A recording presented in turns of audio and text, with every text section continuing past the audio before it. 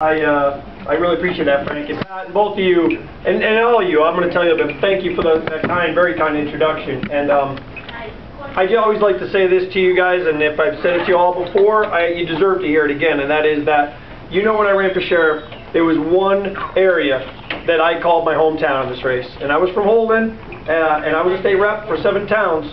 No defense, Alan, great hometown for both of us. Right. But the reality was, I saw the energy that existed up here in Leominster.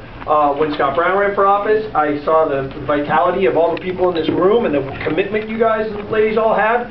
And I just said to myself, this is the folks that are going to drive this bus. They know how to run campaigns. They have so much energy up here in Leominster. And I really set up, this is sort of like my headquarters. And I still, to this day, when people ask me where you're from, I said, you know, I'm from Holden. But when my political career as sheriff was made here in Leominster. And I can't thank you enough for helping me with that. And to this day, I believe that. And the folks in this room, I'm overwhelmed by your support and appreciate it so much. So when I get asked to come up here, even though I actually just ran down the Cape for 1 day yesterday, and I made a commitment to be up here for you, so that's why I'm dressed like this. But I said, for my friends in Leominster, I'm coming up. No matter where I am, I will be here for you. So I did, and I picked him up at the office. She's my IT expert, so I can't do this part, but it's nicer without her. But we would have met you at the Cape. Right, well, so anyway, with that being said, I'm just going to go through a quick PowerPoint, and we can have a little Q&A, talk about things. I'm just going to give you an update, Frank. I do take great pride in the fact of what you said, because I do believe it. And that is that, you know, I guess somebody came up to me one time, maybe 6 months after I was elected, and said, you know, I'm really proud I voted for you. And I said, really, why? And they said, because you're one of the few, if only, politicians I know who actually did what you said you're going to do. And I thought to myself, is that a sad indictment of our political system today? You know, that you actually get lauded, like people appreciate the fact you're doing what you said. I didn't know any other way, and I know you wouldn't have expected anything less. So I didn't know any other way, but to have people put it in that context, I think is somewhat sad, but unfortunately maybe warranted. So with that in mind, I'm just going to run through some of the things that you know we talked about in that campaign. And to tell you one thing, I love being sheriff. I love this job as much or more than I ever dreamed I would, because of the fact that you can make a difference in the quality of life for people in Worcester County. If you don't have a safe environment, whether it be because of drug addictions or crime or whatever, how do you attract business to a community? How do you build a community of safety? If you have to send, if people aren't sending their kids to safe schools and feeling secure, I don't know what society it is. And if you want to invest in a community and bring jobs and economic vitality, you're not going to go to a place that's crime-ridden and drug-laden. And sheriff is that one job, I really believe, that has the ability to make a difference in the quality of your community's public safety, drugs. And I've tried to turn what was, you know, we all know, the perception, whether reality or not, that can be drawn, but the perception of a political patronage position and turn it into a professional position that can actually help people and make us a safer community. So that's really where I come from as sheriff. And we go through this PowerPoint, we'll just talk a little bit about things we're doing, and then we can talk about anything else after that you so wish. But you guys know, I don't have to show you this, but there's my background. But most importantly, I was a former prosecutor, district attorney, and I brought a public safety background to this job. Am I blocking you? I'm sorry. All right, so, but I ran for office for the first time at 40. Yeah, thank you. But, and I was elected to the Mass House in 2002, and I always felt that was important because I think it's great to run for office later in life, not be a career politician, you know? Just be someone who kind of took things on a little bit later in life, had a professional career, practiced law for 25 years, but did get involved in the political process. And as a matter of fact, I got to digress one time. I'll never forget one of the more depressing moments of my potential campaign for sheriff was when I came to the good folks in Leominster. And remember, we used to meet upstairs at the, what was the name of the Exactly, yes. So we used to meet up there all the time.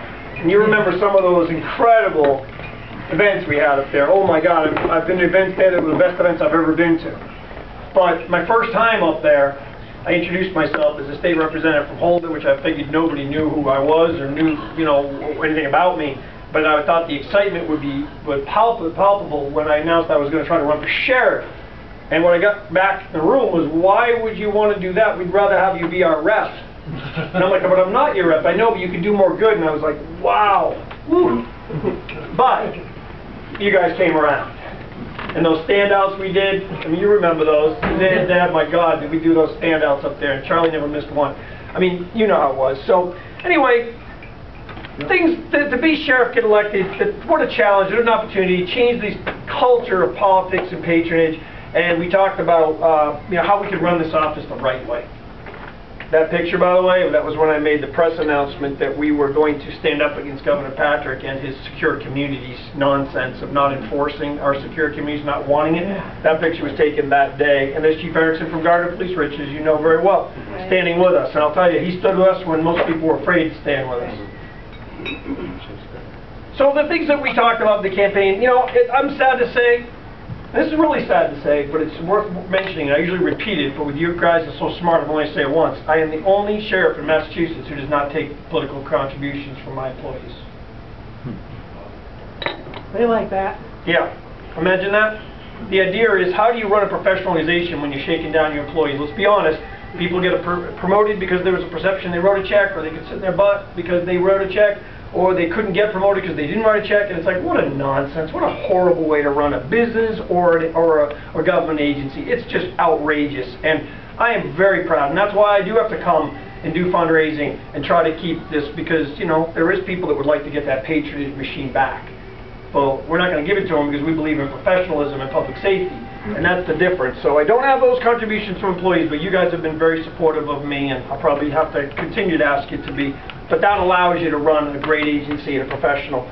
And the name, you've heard me talk about the name and the consolidating positions, promoting people based on merit. Imagine that concept. Frank, promoting people on merit. So, things that we talked about, Frank, this is where we kind of highlighted what you said, Things we do. Now, increase the hiring standards. We said we would do it. We did it the first week I was in office. The highest hiring standards in the state of Massachusetts. Triple the inmate work program, and we've done. Kim, you usually know better than I do, but what areas have we worked? We know we did the graffiti removal campaign here in Leominster. Pittsburgh, we removed graffiti. Pittsburgh removal. Our neighborhood. We did the Little Red School right around the corner, not far. Right up there. Shoalin Farm. Shoalin Farms. And we do so many inmate work programs. We've saved almost over $4 million. $4 million with inmates getting put to work. Mary, did you hear that? You got me that?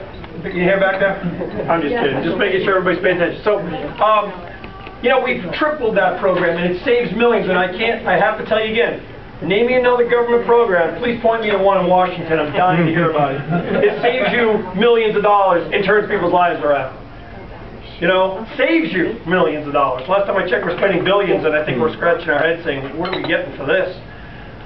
So you know that. And then the other thing is about creative, innovative. We have that face-to-face program, which I brought to almost every single school up in North County. We passed 100,000 students, drug and alcohol program for young people to teach them that decisions and choices matter. And it's been so popular. We've been to Springfield, Lowell, we've gone all over the Commonwealth, and we passed over 100,000 students, hired new education, substance abuse directors. We're just taking a disciplined approach. And my inmates, I'll tell you right now, 85 to 90% are drug addicted. That's why they're in prison. And you know what? I don't have time, money, resources, or patience to deal with people who don't want to help themselves, right? We're not going to coddle anybody. But I want to make sure those 6,000 people who get out of there every year, and they come back to your neighborhoods, I want to make sure we did everything in our power to help turn their life around so they're productive citizens, not repeat criminals. And